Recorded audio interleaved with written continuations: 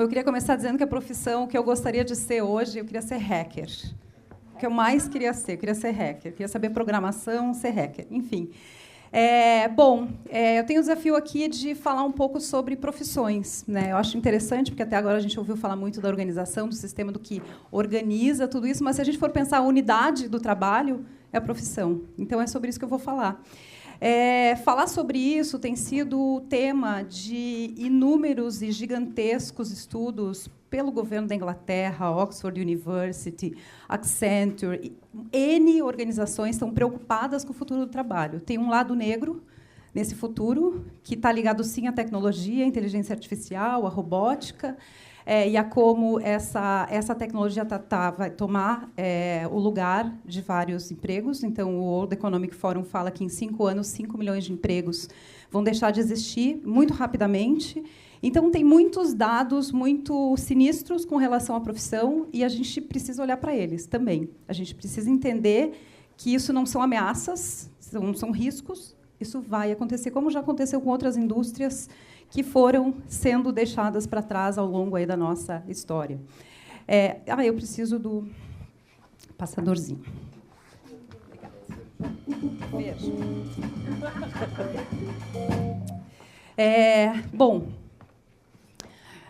Em 2009, meu filho, com 15 anos, virou para mim um dia de manhã cinzento aqui em São Paulo, deitado na rede, e falou: mãe, hoje eu não quero ir para a escola e eu não quero mais estudar e eu também não vou querer ir para a universidade. Por que eu estou trazendo isso? Porque isso tem totalmente a ver com o trabalho, a forma onde a gente aprende a ser o que a gente vem a ser. A gente começa na escola, e talvez a gente não relacione muito isso à profissão e ao trabalho, mas começa lá, sim, começa nessa forma como a gente aprende as coisas, e depois que a gente entra para a universidade, aí isso se materializa de fato. Se a gente escolhe estudar medicina, é porque a gente vai ser médico, e a gente estava até agora fadado a ser médico a vida inteira. Isso está mudando, né? E outros estudos indicam que as pessoas no futuro, essas, talvez como nós, que vamos viver perto de 100 anos, vão trocar de carreira várias vezes. Isso já é uma realidade. E para os nossos filhos vai ser uma realidade pura, né? Hoje, os universitários, eles já falam que querem estudar isso, mais aquilo, terminar a faculdade, fazer outra, ou estudar um pouquinho de biologia, depois estudar fotografia e ir mesclando tudo isso. Agora, é muito importante a gente olhar para a educação, porque a educação ela foi ajudando a criar essas caixinhas nas quais a gente vive hoje. Isso começou muito tempo atrás, quando a nobreza se aprendeu a ler. A gente começou a ter a nobreza se diferenciando, né, da plebe, por essa capacidade intelectual da leitura. Aí a gente separou o mental do manual. Essa mudança foi muito importante. Separar o que se aprende intelectualmente do que se faz manualmente. Depois dessa separação, e a gente colocou essas coisas em caixinhas, a gente teve outras caixinhas que foram acontecendo. As escolas, as universidades foram colocando cada vez mais os conhecimentos e os saberes em caixinhas. E é nesse mundo que a gente vive hoje. Conhecimentos em caixinhas. As universidades, elas acabaram. A gente teve uma outra mudança importante na educação que veio acontecendo ao longo do tempo, que foi a gente preparar o jovem que entra na universidade para o mercado de trabalho. Não foi sempre assim. Isso é uma mudança recente. Na década de 60, quando a gente teve a última revolução comportamental que a gente viveu, talvez a gente esteja vivendo uma nova hoje. A última aconteceu numa era em que as universidades ainda formavam pensamento crítico, elas não formavam tanto para o mercado de trabalho. Mas aí veio a década de 80 e a gente começou a usar a universidade, o papel dela é formar para o mercado de trabalho. Vocês já se pararam para pensar se a universidade deveria ser só para formar para o mercado de trabalho? Talvez não, né? Esse quadro aqui, eu vou voltar para o meu filho. Filho é bom a gente estudar, né? A gente tem os exemplos das coisas perto da gente. O meu filho recentemente descobriu que ele quer unir essas 3 coisas na vida profissional dele: economia, estatística e programação. E aí o desafio que eu jogo aqui é onde ele vai aprender essas 3 coisas juntas e em que tipo de empresa ele vai trabalhar, como é que ele desenvolve esses skills. ele não vai encontrar isso num só lugar. Ele vai ter que criar esse ambiente de educação, ele vai ter que buscar essa formação, vai ter que estudar programação no lugar, economia na faculdade, e estatística vai ter que fazer um mestrado, enfim. É tudo muito compartimentado. E o que acontece é que o mundo hoje, e eu trago esse exemplo do Bruno, meu filho, para trazer isso, ele é muito mais fluido do que as caixinhas que a gente tem. E essas caixinhas elas estão se desfazendo, elas estão se diluindo aos poucos. Talvez demore um pouco para a gente perceber, mas isso já está acontecendo. As capacidades que a gente precisa ter hoje, elas são muito mais múltiplas. Os papéis são muito mais híbridos. A gente fala em projetos colaborativos, a gente fala em projetos entre empresas. Isso tudo é fluidez, isso tudo é diluição de alguma coisa que a gente tinha que era muito rígida, muito sólida, muito linear. Tem um estudo muito interessante da Accenture que chama Liquid Workforce, que fala justamente de como essa liquidificação, né, essa coisa de tornar as coisas mais líquidas e mais fluidas, está transformando o mercado de trabalho. É um estudo super interessante. E aí, outro exemplo do Bruno, só me ensinando sobre tudo. Ele virou, um ano depois, e falou, bom, agora eu já sei o que eu quero ser. Se o teu filho quer ser jogador de futebol, o meu queria ser gamer profissional. Para quem não sabe, essa foto é de início de julho, no ginásio do Ibirapuera. Acho que o Roberto, da Riot Games, está aqui, pode falar sobre isso depois. Foram 10 mil pessoas no estádio do Ibirapuera assistindo a final do Campeonato Brasileiro de League of Legends, um dos jogos, ou o jogo mais jogado no mundo.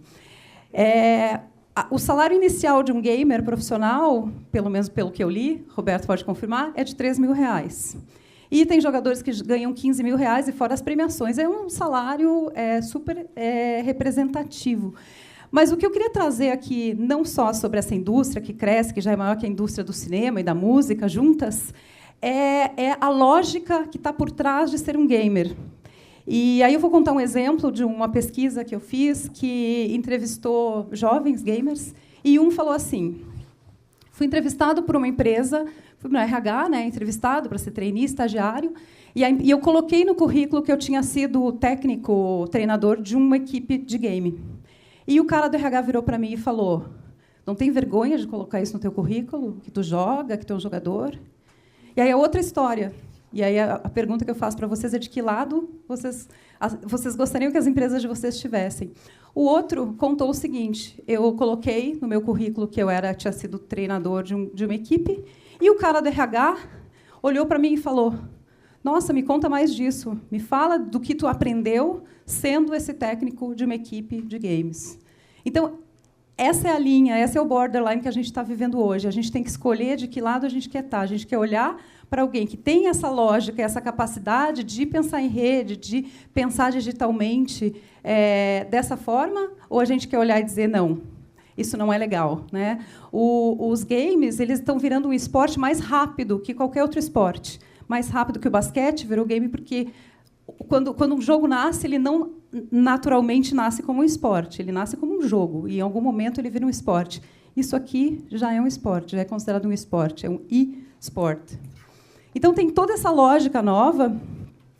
E aqui eu trago um pouco de experiências também vividas por mim. No início da Box, quando a gente começou, a gente ia procurar... deixa eu ver se eu acerto aqui, ó, o laser. Ia procurar pessoas para trabalhar com tendências, e a gente ia procurar um trend researcher. Essa pessoa não existia. Não existia um desk researcher, não existia um trend researcher. Em 2010, quando o botão de like do Facebook nasceu em 2009, né? Então a gente começou a ver funções e profissões surgirem. E aqui é só uma provocação para a gente pensar o quanto que isso está no nosso radar, ou quanto a gente ainda não está olhando para isso, e quanto a gente poderia estar olhando para as empresas onde a gente atua e conseguir ir além e enxergar que novas profissões poderiam estar surgindo aqui dentro e eu não estou ligado, né? E aqui, enfim, só alguns exemplos de algumas novas profissões. O Andrés trouxe esse conceito, acho que é um conceito que a gente aprendeu na Box, eu acho muito interessante, de a gente entender que, para qualquer mudança, e a gente precisa olhar historicamente, quando a gente quer entender o que está mudando, a gente sempre vai ter alguma coisa acontecendo... Cadê o laser aqui? Bom, enfim, no nível residual. Então, sempre ficam resíduos de comportamentos nas empresas, nas pessoas. Existe um residual, e a gente precisa respeitar esse residual. A gente não mata o residual. Existe alguma coisa que é o dominante, e eu acho que muito do que a gente ouviu aqui já está passando já está no dominante, não é mais tão emergente assim, né? Vocês devem viver todas essas inquietações que o Alexandre e o Andreas trouxeram aqui nas empresas, então isso está dominando o ambiente hoje e o ecossistema do trabalho. E existem coisas emergentes, e a gente precisa olhar para o emergente, porque é o emergente que vai nos dar atalhos, vai criar atalhos para a gente olhar o futuro e a gente entender, nossa, isso aqui já está acontecendo, eu preciso prestar atenção nisso. E aí eu volto para a educação, né? Eu nem sabia que a Maíra ia falar aqui do livro. Eu sou, sim, uma estudiosa de novos modelos de educação.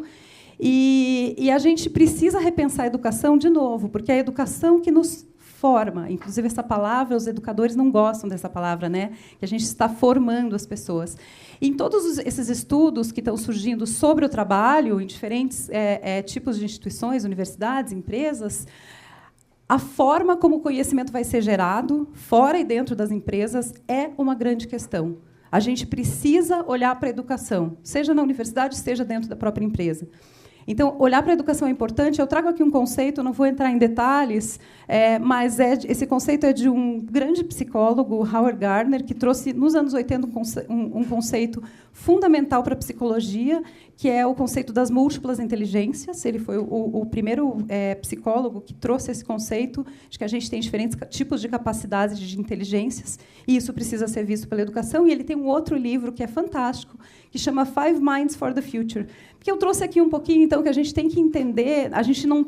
E aqui eu queria ir além do skill, queria ir além de capacidades que precisam ser desenvolvidas, mas sim de mentalidades, né? Por isso, Five Minds. A gente tem que entender que a gente precisa, sim, compreender que, para a gente chegar no futuro e para a gente conseguir se relacionar com isso que está vindo, a gente tem que, sim, ter diferentes mentalidades. Ele fala dessas 5. A mentalidade, essa mente disciplinada, que é a mente que a mente mais matemática, que estuda história, que é a lógica.